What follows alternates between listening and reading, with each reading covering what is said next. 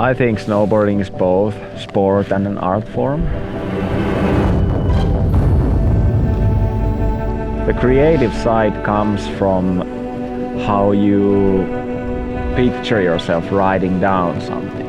And if you can do that in a way that you have thought, then you feel like that you are performing very well as an athlete, but also leaving a track that can be looked as an art. It's a funny thing when you can't do that.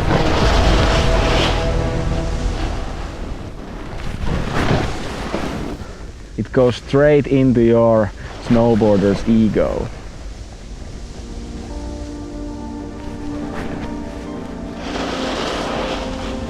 In the mountains, there's only you and your crew. Nobody else knows how you rode it. You could just cut out that shot.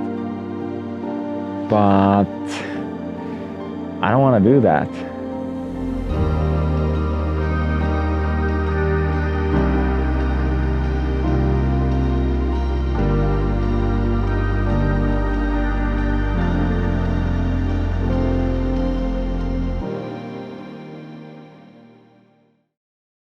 Miten se nukut? Miten se nukut? No, ei se nukut. Puteristressiin nukut. Arctic Lines is a project that I started 3 years ago, and it showcases the diverse freeriding here in the Arctic.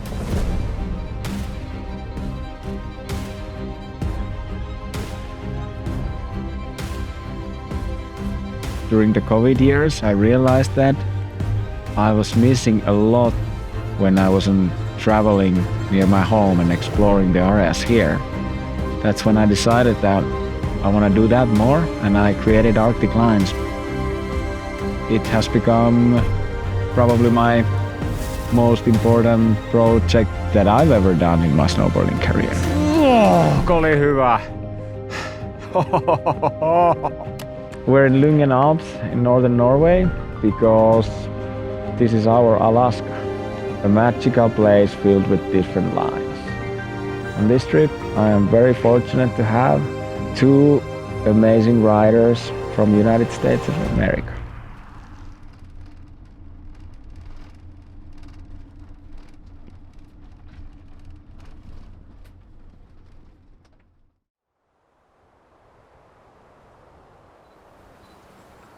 I see 3 people going up that main wide couloir.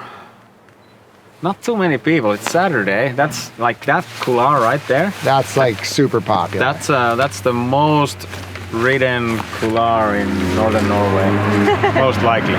Yeah, that makes sense. Yeah. Here, we are very couloir oriented. We see something that is just right there and you want to go up and down. See the big face over there, and then there's a really tight couloir. Oh yeah, all the way in the back there. Yeah.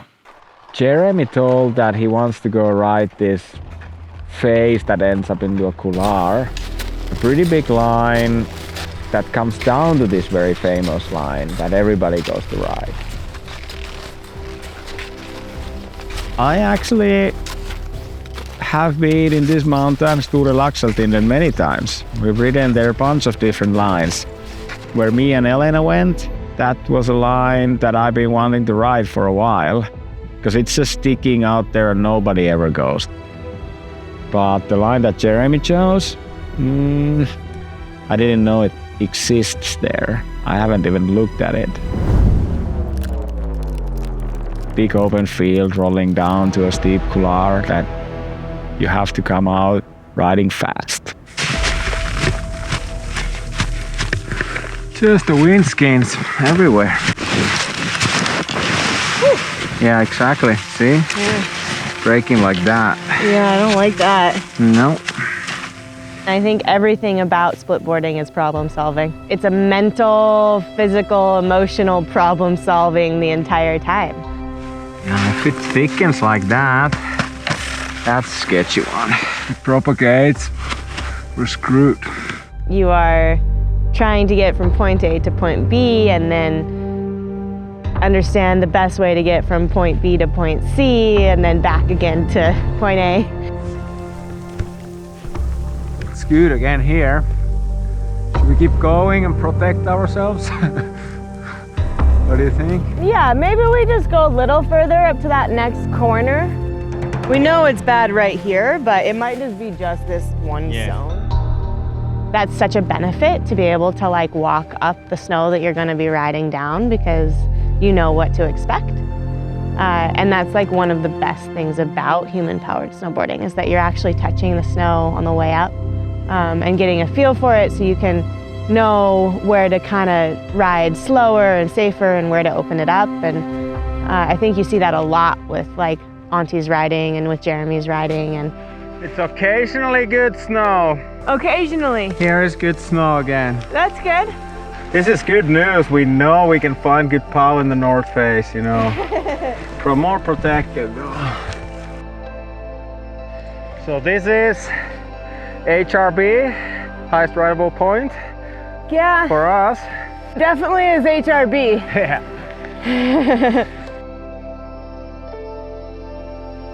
Well, I am on one of the most beautiful spots I've ever been on the planet.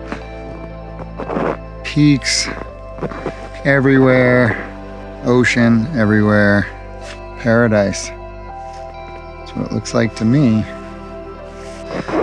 And I'm standing on top of a incredible line. Longest boot pack of my life to get here. I think I boot packed over 4,000 vert. And just happy pow into a chute, into this slough racer, spicy exit. So it's got me a little, not shaken, but on edge. Have fun. Yeah, you too. Elena, drop.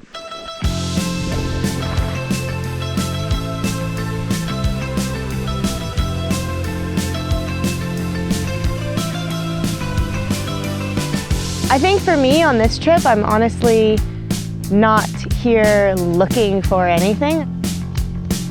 For me, it's more just about being out in the mountains with Antti and Jeremy is such a treat, and being able to explore a new zone and be in this beautiful landscape is kind of what the trip's all about.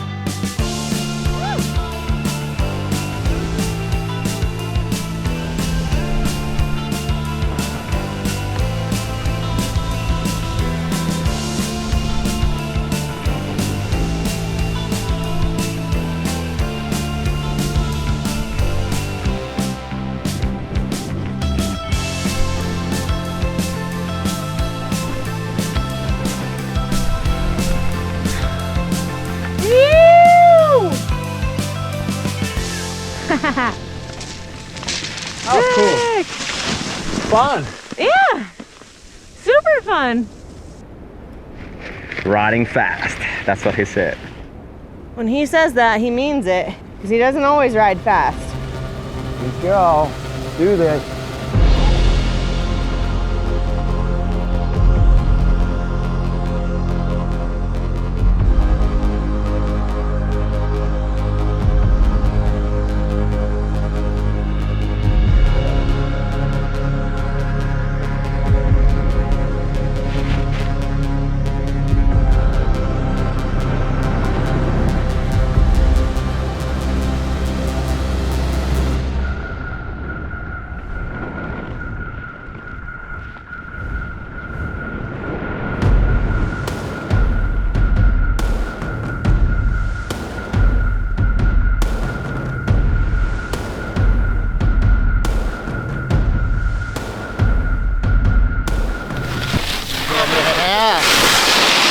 Yeah, man.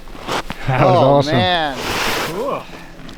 We made it to the Arctic, the Arctic King. I love it.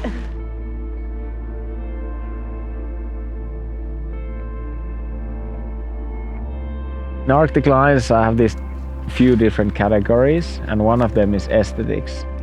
And aesthetics is basically a category that showcases the most beautiful lines in the project. The problem with aesthetics is that there is so many beautiful lines here in the Arctic, especially in northern Norway. This Surf City over there. Line number 128 on the list. Choosing a line into this category is not easy. It's a Shralpinus dream right here. I mean, it's like a lifetime in one view. There are many guidebooks that have been made about these different lines, and it would be just easy to open up the book and choose, like, that's the line that I'm gonna put in the aesthetics category. But that's not the way I want to look at this project. I rather go explore and try to find something new that is a little bit off radar. That's an interesting process.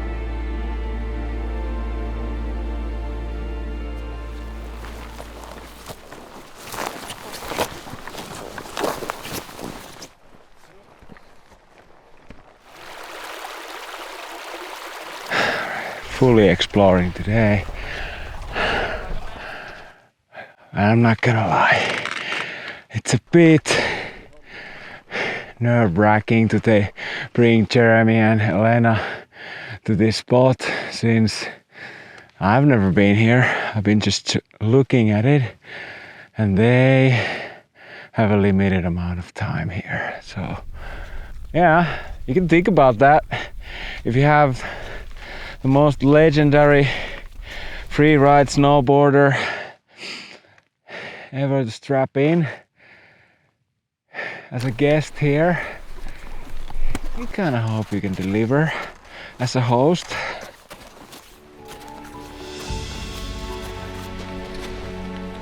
So the brand of snowboarding that receives all my brain power is what I call Shralpinism, and it's a mix of kind of classic shredding snowboarding mixed with alpinism.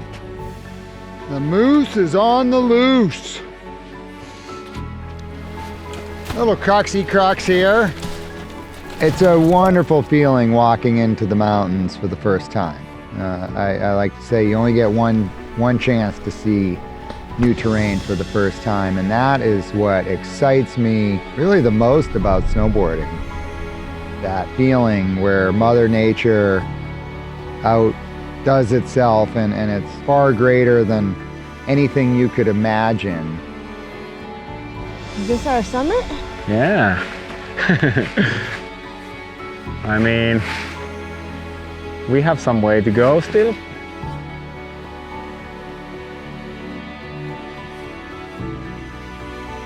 Have fun, Jeremy. Yeah, you too. Down climbing again. But I ain't a mountain climber, I'm a snowboarder. I guess I should become a mountain climber to do stuff here in the north.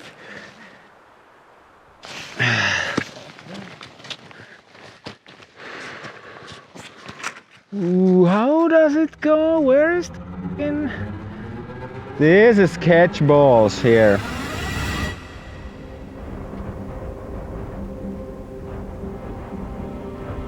On yet another majestic summit, and also another line that kind of has my stomach turned a little. Hanging snowfield into this tight chute. Snow should be good up high, mixed in the middle. Definitely got to prepare for marginal, variable, stiff snow. Let's go, boys. 3, 2, 1. Jeremy, drop, drop, drop. Hallelujah.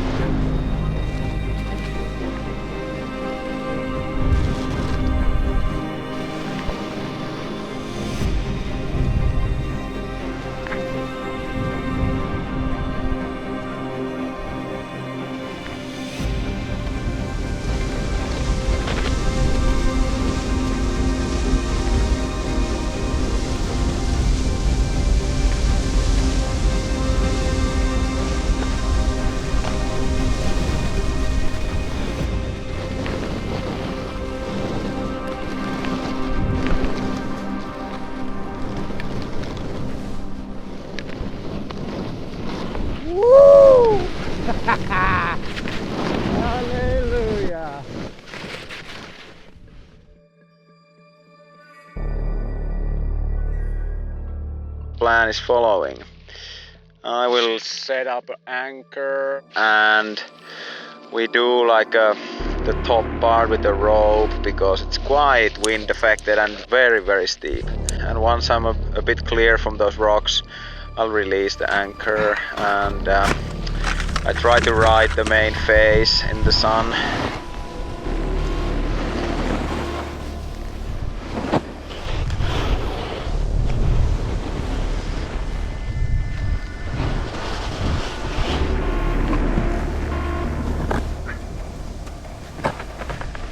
Yeah, this thing is all freaking rocks here.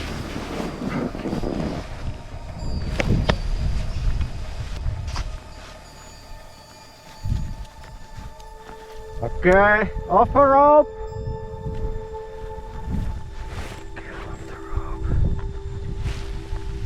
Okay, Antti dropping in 3.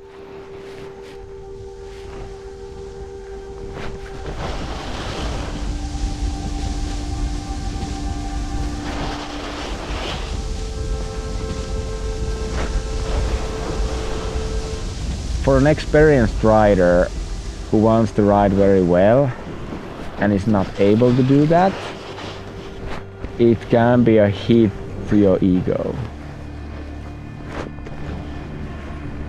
When the conditions are variable and they're hard and you're scared and you're feeling like you're losing the edge, I think those are important moments of learning and growing. Showing these difficulties and the struggle that you are sometimes just not riding well, I think is very important. In many ways, I think I started Arctic Lines because of this reason.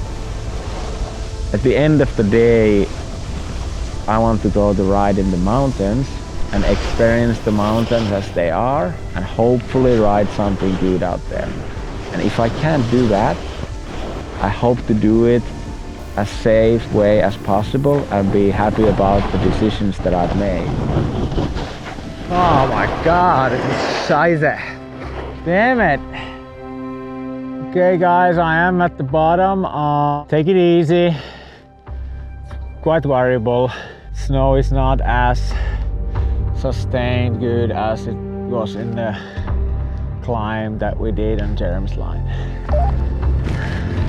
I had chosen to ride kind of a shaded couloir because I thought that the snow would be pretty good in there, and Antti and Jeremy had chosen other lines, and so it was the most obvious last line to ride. And once I got into it, I had realized that the entire couloir had previously slid, so I was riding on a hard icy bed surface the entire couloir down. Oh God. Finding yourself in a situation where you're on something really steep that's really icy, all of the fears of the mountains become very real in that moment.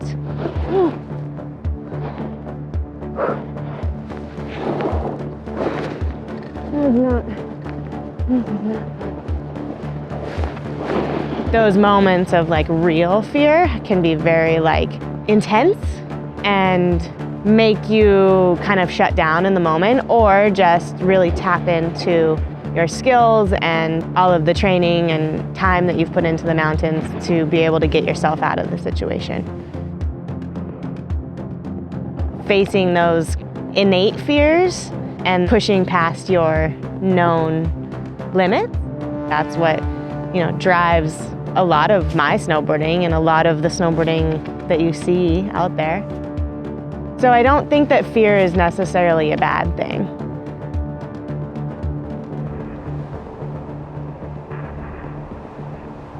Yeah, I didn't like that at all. I didn't like mine either. It was really quite scary. Yeah. Well, thanks for coming. Yeah. Sorry about choosing this spot. Oh, you're good. We go ride a clean run out next time.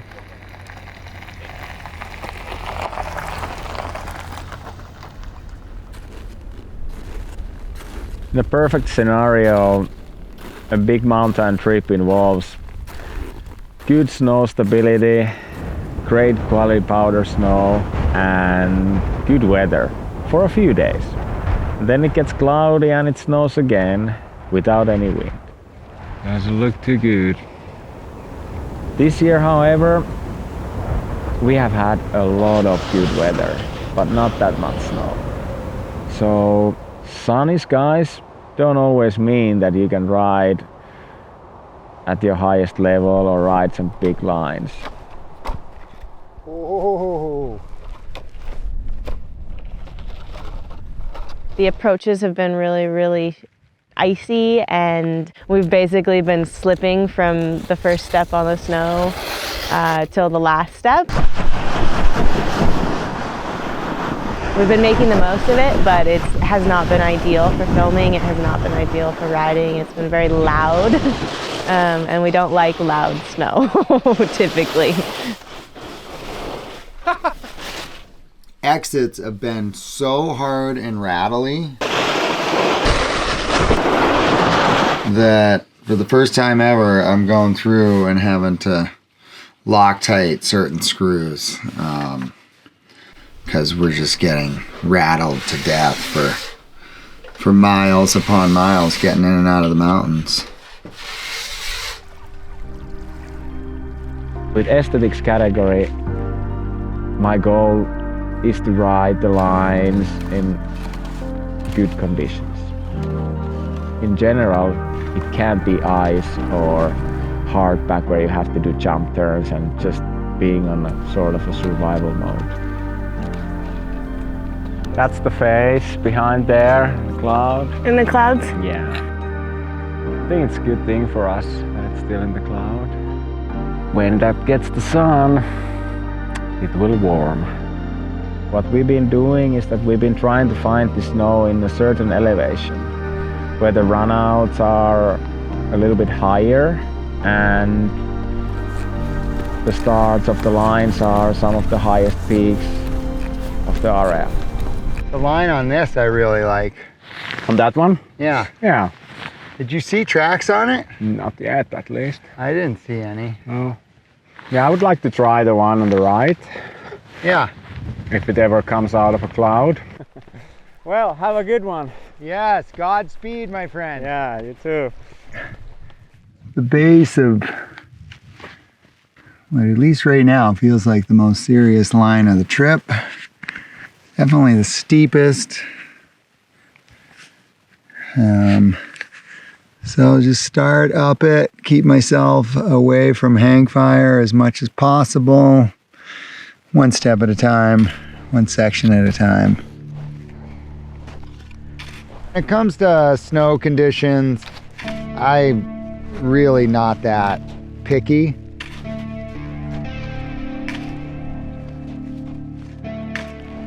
The older I get, I find the older I like my snow. Sure, I love the deep powder and it's wonderful to ride that, but when it comes to riding these big, steep mountains, which we've been doing here, it's been pretty close to optimal, meaning we're so vulnerable hiking up these slopes for hours on end that the smallest avalanche or slough could knock you off your feet and kill you. But it's bigger than I thought. Way bigger. We really are playing a game of zero mistake climbing or snowboarding. And with good stability means, yeah, the snow's maybe not flying as high as it is, but no, I've been really psyched with the conditions.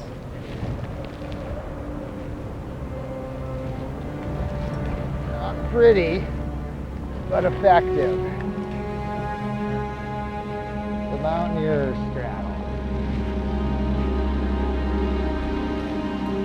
Hallelujah! Climb of the trip. Climb of the year. Oh, yeah. Heaven on earth. I gotta figure out how to get off this thing. Let's do this. Elena, drop.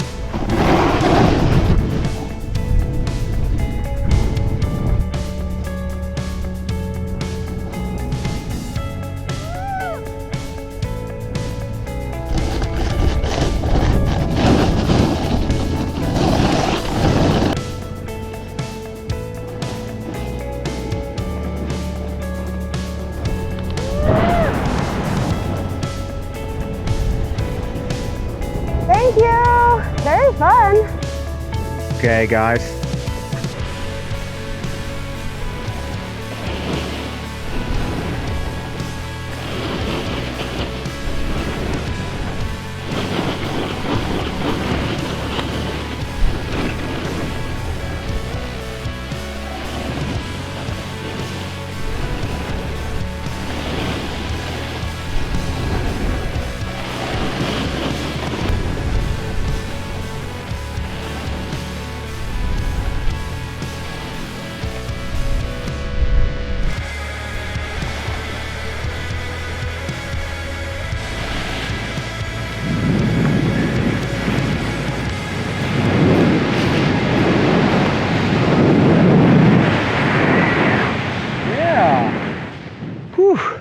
Yeah, that was super fun. Snow was excellent. Dropping.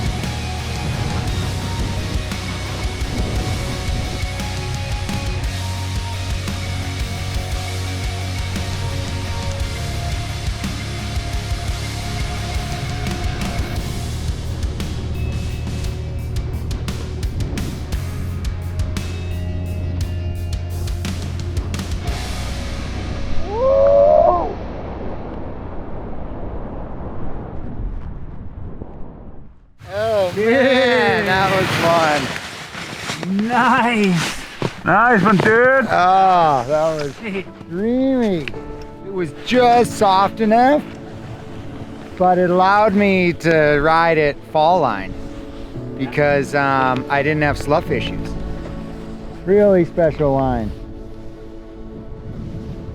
The line that Jeremy rode in Store Lyngen East Face is a very famous in Scandinavian free riding, and mostly skiers go ride that thing.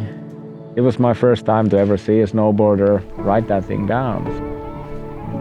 When it comes to exploration, when I see a line like that I have seen many times in the films and stuff, it is almost immediately in my case that I'm not that interested about it.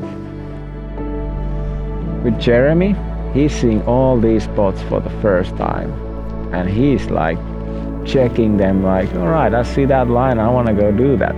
He doesn't have that thing that I actually have in this area already because I spend so much time here. And it's a normal thing. When you go to a new place, you see things with your own new perspective.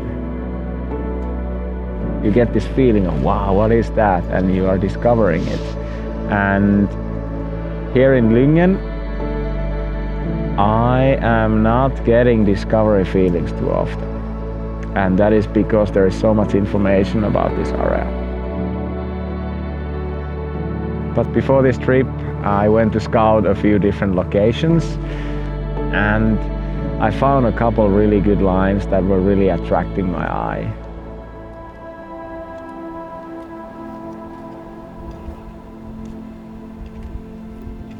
They were nearby these famous lines, but in the map they were looking potentially pretty good. I got a feeling of discovery here in Lyngen, which is really cool. I just hope it's good snow. It's beautiful light already. Looks really good from distance. But please be good snow. Doesn't need to be blow or pow. Just soft enough. To be clear, I'm not after first descents. I'm just after the process where I first want to find something new that interests me and then start going towards this goal. I was happy to be able to find those lines. All right, it is 1:45 a.m. This is about as darkest as it gets in the Arctic. And I am going to hike this chute, which is pretty full on. Has me, my stomach turned a little bit. And the hope is to ride it at sunrise, which is about 3:30 a.m. Exciting times, doing stuff I've never done before in the mountains. Definitely not at this time of the day. Beauty. Hey Elena, how's the snow in your line? Snow's pretty good. I'm pretty happy. Boot top with a little windboard, but overall better than I've ridden so far, or hiked in so far, I think. Nice one. I'm getting similar results here. It's better than down low. Damn. Today.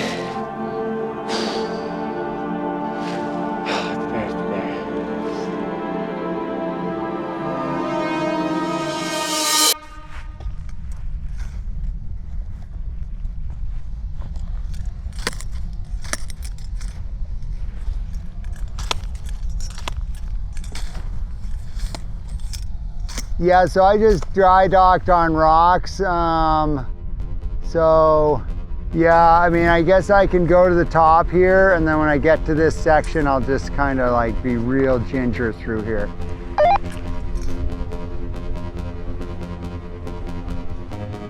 All right, got the sun. 3:30 in the morning.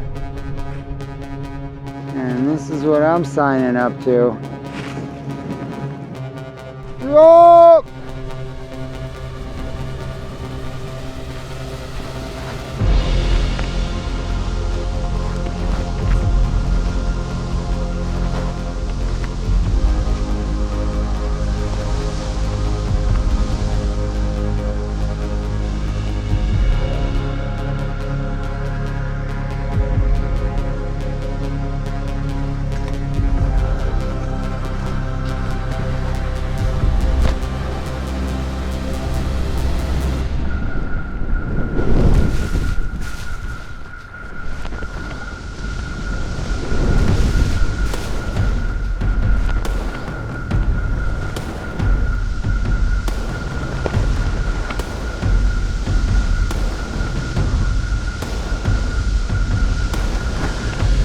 My snowboarding is probably my greatest form of art that I do.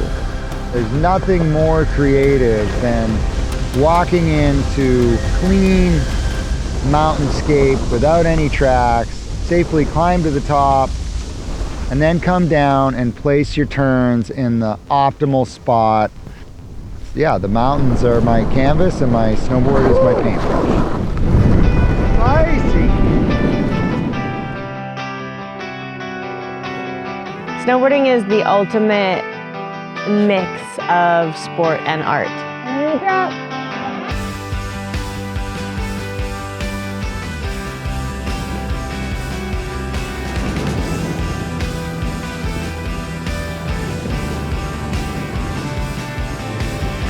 It is so athletic and so physically demanding and takes so much honed in skill. So in that way, it is a sport. But it also takes this finesse and grace and individuality and style mixed with like a really unique way of reading the mountain and riding the mountain. And that to me is all art. Yeah, Woo! Oh, that was fun.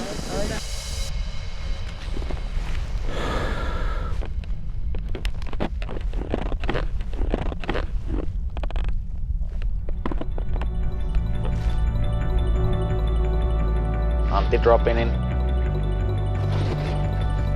I think snowboarding is both sport and an art form.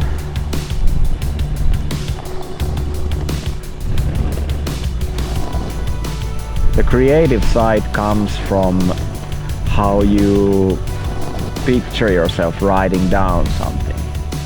And if you can do that in a way that you have thought, then you feel like that you are performing very well as an athlete, but also leaving a track that can be looked as an art. Woo! That was freaking fun, guys. Woo! Fucking sick!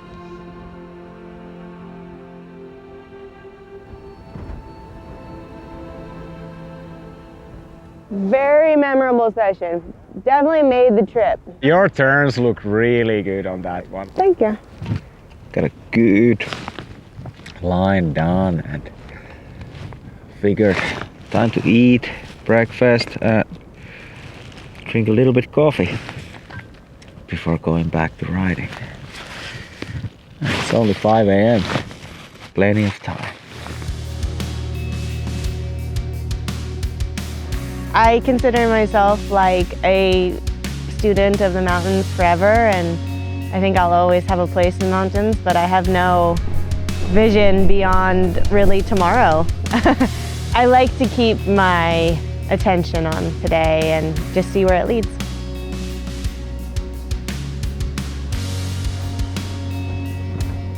In many ways, I think this trip has been an amazing lesson for me to realize that I'm a rider who really wants to optimize the conditions, and when it's not good snow, I will take it easy. Sometimes this is the hardest part. This is the first time I've ever seen Jeremy ride live, and it is the most amazing thing I've ever seen.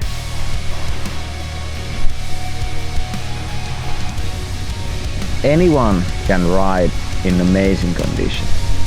It's not hard to ride powder. But when you go ride in variable conditions where snow changes all the time and you really have to figure out where you do your turns and how you flow down the mountain, I have never seen in my life a rider such as Jeremy. He can do that in conditions where I'm like side slipping down the mountain. And that has been one of the most inspiring things that I've experienced in this time when I've been making Arctic lines. Perhaps I should start accepting the fact that I'm a rider for good optimized conditions and I really need to train on riding on really shitty variable snow. That you can cut out.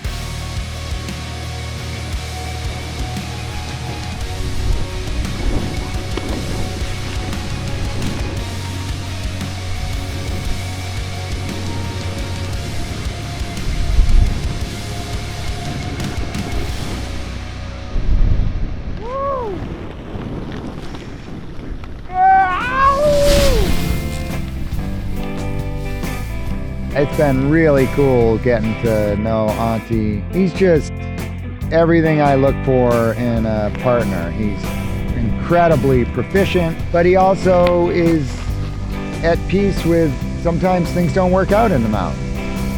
You go, we tried today. We'll go back tomorrow. That was wild. Well, we rode it. I asked him the other day, how much you ride? And he said, every day. That's me. I mean, I've for sure had 100 days plus this year. I think I had 160 last year. So it's not by chance that we find ourselves up in these mountains doing what we're doing because of this deep love that we share.